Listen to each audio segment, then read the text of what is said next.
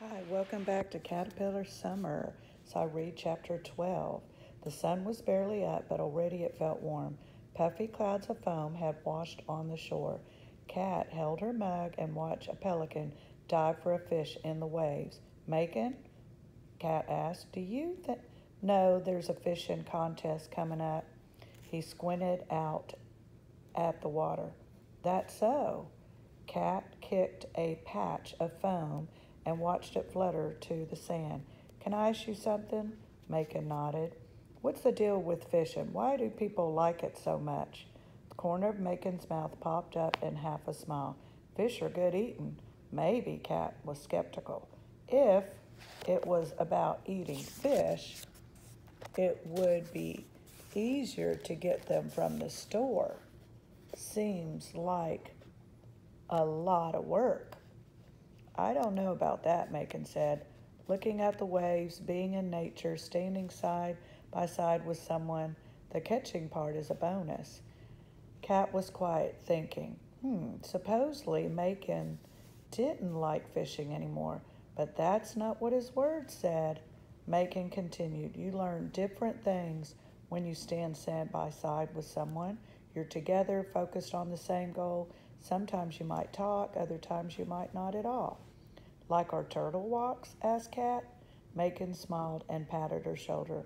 A lot like that. Cat knew what to do. She should enter the contest. It would solve everything. It was exactly what everyone needed.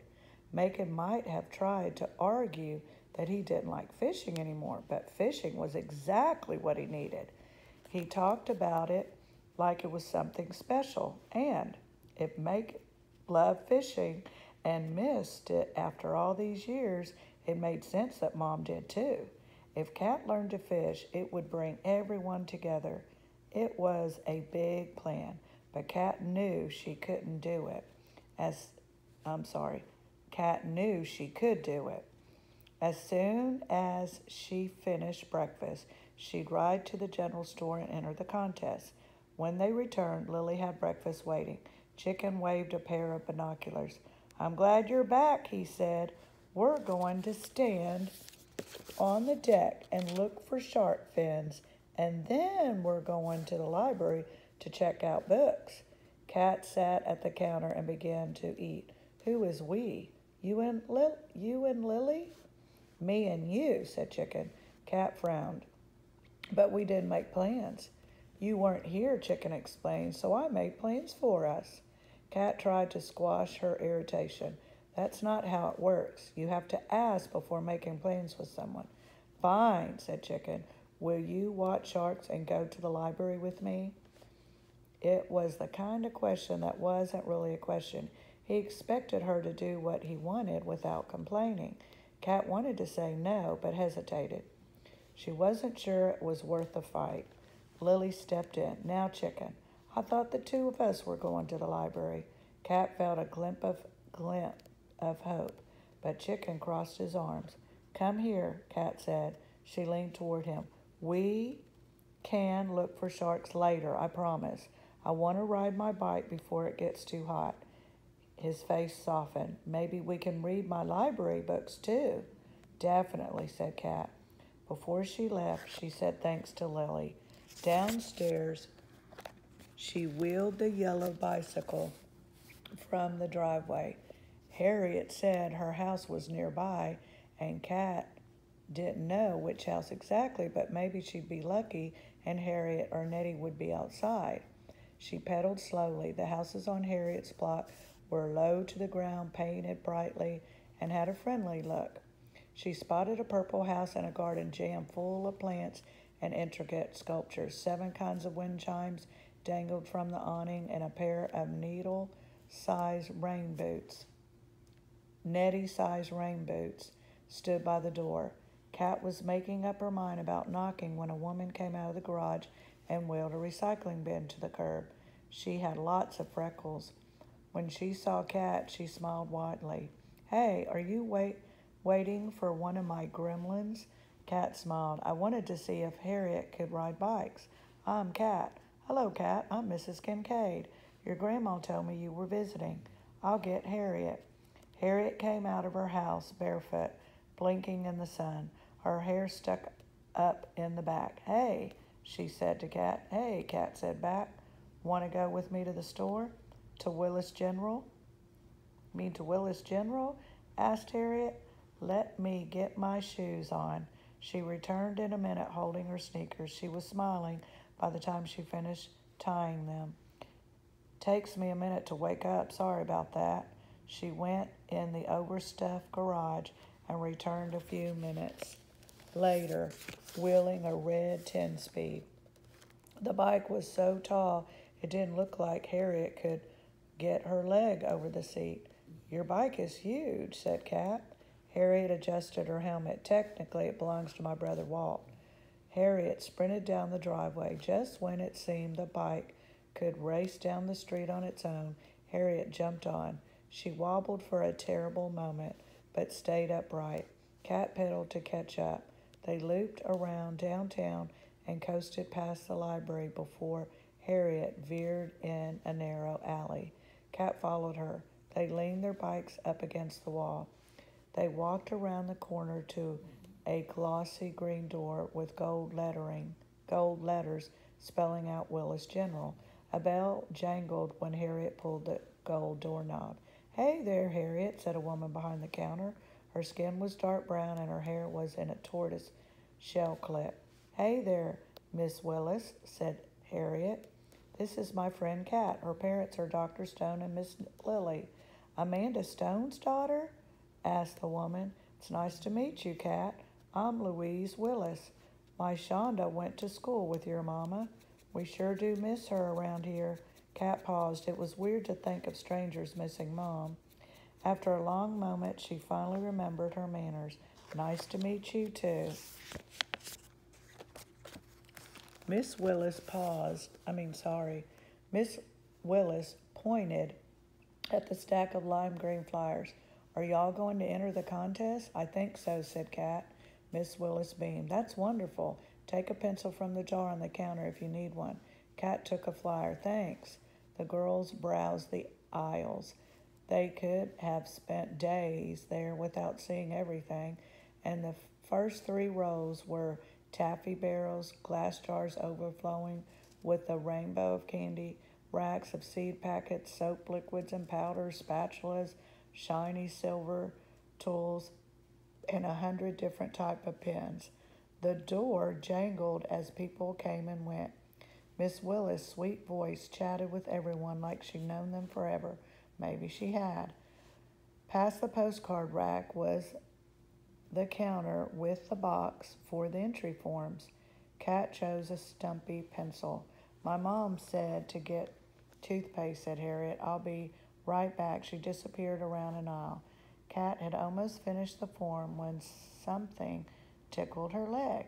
She looked down and saw the scruffiest face looking back, a small dog that apparently had been assembled from leftover dog parts. Its legs were short, but its paws were huge, and it had a long body with a fluffy wagging tail. Its coat was hairy, mostly white with brown spots. One ear stuck up and one hung down. Its tongue was way too long and hung out even though its mouth was closed. Cat reached down. The dog rolled over and let Cat rub its soft belly. "What a good girl," whispered Cat. "Hey, what you doing with my dog?" Cat looked up quickly. The dog flipped herself to standing. At the end of the aisle was the boy from the dunes, John Harvey, with the floppy hair. Cat straightened up. "Stop messing with her," he said. Her voice had that hoarse sound to it. Cat frowned. "I didn't do anything." The boy crossed his arms. "Come here, Dixie," he called. The dog shook himself, tags jingled, but he didn't budge. "Dixie, come," said the boy. Dixie wagged her tail and looked at Cat with a quiet grin, tongue hanging out of the side of her mouth. Clearly, she was a dog with her own opinions. What did you do to her?" demanded John Harvey. He said in a loud enough that shoppers turned and looked at Cat. There was movement at Cat's side. Harriet was there. "She didn't do a thing to your dog," John Harvey Dawson. Why are you completely awful? Asked Harriet, her fist clenched around her shopping bag. John Harvey's eyes narrowed. What's it to you? Cat's my friend, said Harriet simply. It wasn't the time for smiling, but Cat snuck a little one anyways. She had a friend on the island. It was official. Why do you have that form? He asked, nodding at the green paper in Cat's hand. Harriet narrowed her eyes right back. Why do you think? Seriously, you're thinking of entering? He asked. He wore the same snarl he had on the beach. Cat scowled. Not thinking about it, doing it. John Harvey's mouth dropped open for a second, and then he started fake laughing like it was the funniest thing he had ever heard. That same doubled over laughter that the older boys on the beach had laughed at him.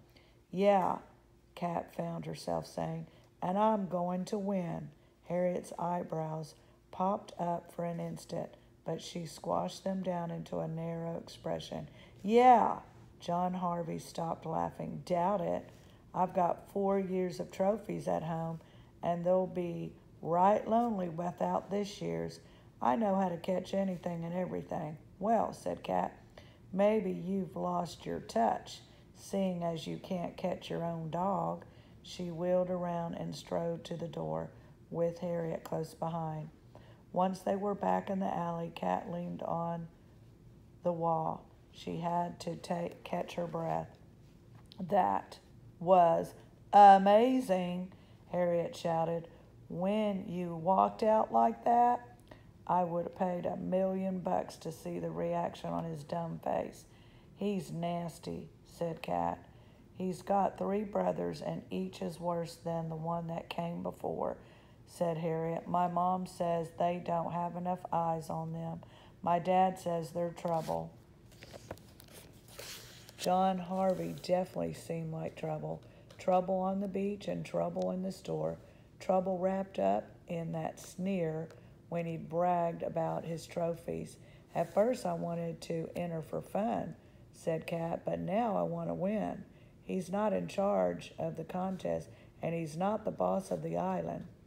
The door jangled open, and John Harvey stomped past the alleyway. Hey, little Dixie. Happy little Dixie trotted behind him. Cat turned to Harriet. He was making that up, right? He hasn't really won the last 4 years straight. Nope, Harriet said. Cat breathed out. Of course he hadn't won a contest all those years in a row.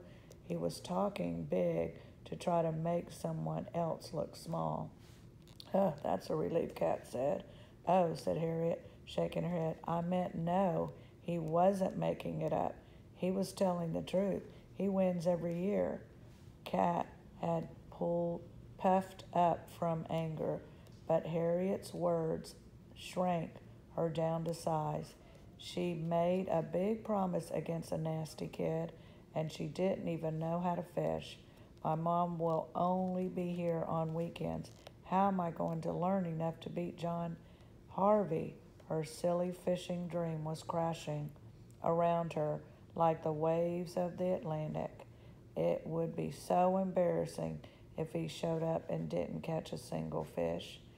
As they rode away from downtown, Cat thought about a contest. She thought of Mom teaching her to fish, of Megan joining them. She thought of standing up to John Harvey. She was going to show him, and not in the sweet, kind caterpillar from the books would do. She wanted to learn everything there was about fishing so she could take that trophy from him and smile while she did it. Harriet skipped to a stop at Macon and Lily's driveway. I can help. I don't know how to fish, but we've got a garage full of gear. That sounds great, said Cat. How hard could it be? We should start right away so you have lots of time to practice, said Harriet. Tonight? Definitely, said Cat. They made a plan to meet at the pier. Harriet ran with the too big bike, then leaped on and rode away. Meeting in the evening was tricky because it would change Chicken's bedtime schedule. He was picky about routines, but earlier today, Lily had helped, and maybe she could help again. It was worth a try. After all, it wasn't every day Cat made a friend, gained an enemy, and entered a fishing contest. Cat wrote out directions for Lily, filling an entire page with her small, loopy writing. She explained everything, including how to give Chicken back scratches. She underlined the part about double-checking that he brushed his teeth. Lily studied the paper, nodding. Chicken pulled at the hem of her skirt. "Don't go!" No matter how much time she made for Chicken, he always wanted more. The entire afternoon, they looked through binoculars in hopes of shark sighting. They'd spotted several, but they were all imaginary. Chicken insisted their chances would be better if they sailed the green laundry basket into the waves. Sometimes his imagination went way too far. But for Cat was almost positive he'd been joking. Either way, they stayed dry and safe on Mackin and Lily's deck. Cat leaned down to talk to him in a whisper. "Promise I'll be back soon." He studied her face, thinking, "Will you read an extra book tonight?" "Of course," said Cat, hugging him. She stood at the door, hesitating. She triple-checked the list, but what if she had forgotten something? "Well, we'll manage," said Lily kindly. "Don't make Harriet wait." Cat looked at the clock. She was going to have to hurry. She hugged Chicken once more and then bounced out the door, down the steps and down and toward the pier. Harriet was there waiting, fishing pole in hand and a pile of gear at her feet. "Dad says the tides are changing," said Harriet, "so it's good timing." Cat examined the stuff. Is this all your dad's?" Harriet shook her head. "This is my brother Walt's stuff." "Nice of him to let us borrow it," said Cat. Harriet looked sheepish. "He's at camp, so he doesn't exactly know. But what he doesn't know won't hurt him." She held up a sliced hot dog in a zipper bag. "Bait." They picked a spot in the middle of the pier. Cat pushed a chunk of hot dog on the hook, then paused. "Do I kind of fling it or what?" Harriet scrunched her forehead. "I'm not sure." Cat pushed the button on the handle of the rear. The line sank into the water and drifted sideways. Harriet looked down at the water. "Hello, girls." Both Cat and Harriet turned to see John Harvey smirking, with Dixie at his feet. "Fishing? Or should I say trying to fish?" "Don't worry yourself," said Harriet. "How come you're everywhere we go?" asked Cat. "Are you following us?" "It's an island. Did you notice? You can expect to see some people. That's how it works," he said. The girls ignored him. "What are you all using for bait?" "Hot dog," said Harriet. "Hot dog? Ocean fish don't eat hot dogs," said John Harvey. "Oh, yeah?" said Harriet, glaring. "Cat's already caught 3 big ones." John Harvey squinted disbelievingly. "None in your bucket." "We released them," said Cat, thinking fast. "Obviously," added Harriet. John Harvey pointed to the end of the pier. "That's my lucky spot. Don't even think about horning it." Cat rolled her eyes. He walked off. Dixie trotted behind. "He's such a worm," said Harriet, shaking her head. "We've got to figure this out. Cat, do you feel anything pulling?" Cat shook her head. The waves whooshed below. After a few moments, John Harvey whooped. Harriet groaned. "I can't look." He pulled a fish over the railing, cut the line, and dropped it in his bucket. "It's a big one," he called over to them. The girls looked away. Cat felt a tug on the line. She turned to Harriet excitedly, but when she reeled it in, there was no fish, and the hot dog was missing too. I guess ocean fish do eat hot dogs after all, Kat said. She pushed another chunk of meat on the hook and dropped her line. As the sky darkened, they heard John Harvey whoop again. Harriet frowned. He's hogging all the luck. Let's try again tomorrow. They walked toward the houses together. Tomorrow my mom will come fishing with us, said Kat. She has more trophies than even John Harvey. Cool, said Harriet. She can help us? They made plans to meet tomorrow and said goodbye at Macon and Lily's driveway. Harriet walked backward, waving until she disappeared around the corner. Kat was still smiling when she walked into the kitchen. Lily and Macon were having tea at the counter. Where's Chicken? Kat asked. Lily smiled proudly. He fell asleep when I was reading to him in the guest room. Kat hadn't expected that. He must be feeling comfortable with Lily. That seemed like a good thing. She would check on him later. Kat, your mom called, Lily said. She's probably been on the road a while. That's great. Is she almost here? Lily shifted in her seat. She wanted you to call. Kat picked up the phone and dialed. Hey, honey, said Mom when she answered. It's not going to work out for me to come this weekend. Kat's inside sank. What? Why? The college is having a reception for me. I have to be here for it. I wouldn't have enough time to get to you and get back here. But I really wanted to see you. Kat needed Mom. Couldn't she see? I wanted to see you too, said Mom. And Chicken. He cried when I told him. Poor Chicken. He'd never been away from Mom so long. Neither of them had. But you promised you would teach me to fish. Kat's voice cracked. She was trying not to cry. I'm sorry, said Mom. Work comes first. Kat was quiet. She knew that work came first, but sometimes it felt like Kat came last. Listen, Mom was saying, you'll have to take care of your hair. And that was another thing. Kat closed her arms. Mom, I don't know where to start. You have your conditioner and comb, right? Take your time and work out every tangle. I mean every single one. But what about my braid? I can't do it myself, said Kat. She tried before, but she couldn't reach. Plus, her arms got too tired. Mom sighed. Do 2 ponytails instead of a French braid. Maybe braid each one. You can do that, right? Maybe. But Mom knew Kat liked a French braid best. I guess you'll have to make it work, Kat. Find a video online and ask your grandma to help. No way. When Kat was small, Daddy had combed and braided her hair. After he died, Mom took over. It had taken months for her to learn to do it right.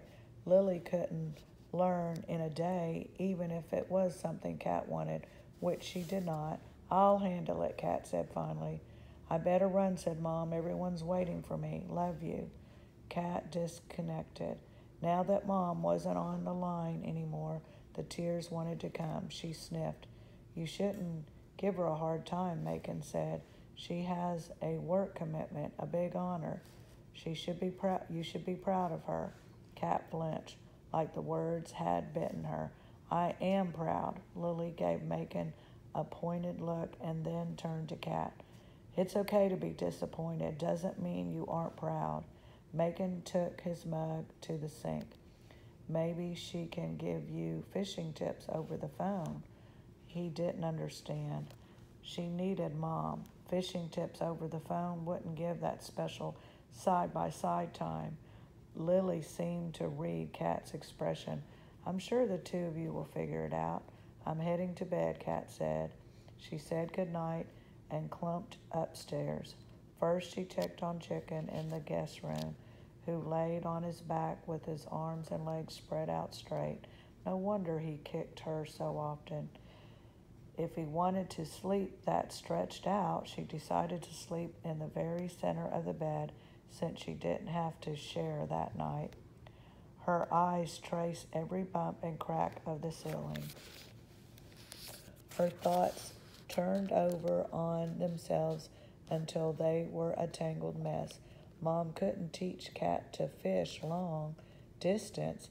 If Cat backed out of the contest, John Harvey would laugh at her for quitting.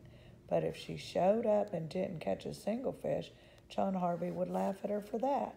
She was tired of coming in last. She couldn't let that happen.